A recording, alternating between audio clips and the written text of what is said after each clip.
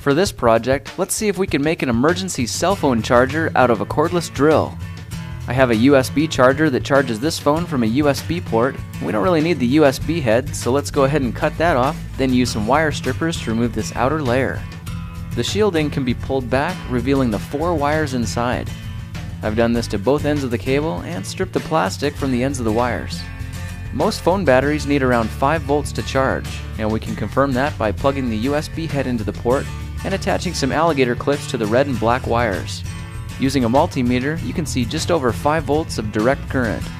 With the phone in series, the circuit is completed when these wires touch and the phone senses power and lights up. This little black plug symbol shows that it's charging, and it only appears when the phone gets around 5 volts. Okay, let's build our makeshift phone charger. I have a cordless drill I think I can convert into an electrical generator by running it backwards. I'll remove the bit, take the battery out, and looking up into the handle, you can see the 2 terminals where the battery would connect. For testing, I'll attach alligator clips to both of them and then connect the leads to my multimeter. When I pull the trigger and twist the rotating end of the drill, I'm generating around 5 volts, and that's what we need. To make this into an emergency cell phone charger, let's round up a piece of scrap 2x4, a wooden fork, a ball of yarn, a mixing beater, a roll of tape, and some aluminum foil. The first thing we'll need to do is secure the trigger in the on position. It won't work unless this button is fully pressed, so let's use plenty of yarn to secure that, then fasten the drill to the 2x4 with as many wraps as it takes to hold it tight. The mixing beater gets inserted into the drill chuck, and when it's fastened in tight, we can double check there's no slack when it rotates. We'll need the torque setting to be at its highest and confirm the drill is set to reverse. Now it's time to rig the electrical system. Let's rip this sheet of aluminum foil in 2 strips, then fold them into makeshift wires. You can use copper wire if you have it, but aluminum is still a good conductor, and this foil will work in a pinch. These ends are being rolled to a point, and these other ends folded over to make them a little thicker. Now the flat ends can be held in place under the terminal clips of the drill, and since we made these wires so long, let's use the extra length to make sure they're well separated, because they'll short out if they touch. A little tape will hold those temporarily until we can add some yarn to fasten them in place.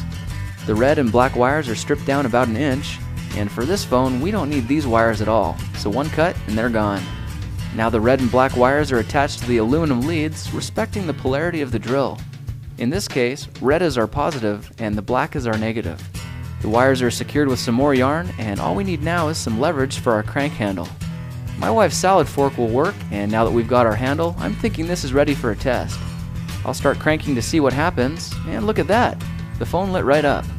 It's showing the little plug symbol, so we know this is charging. And if I stop, the symbol goes away. It looks like it's working great, so I'm going to take this inside and clamp it down to a table for better leverage.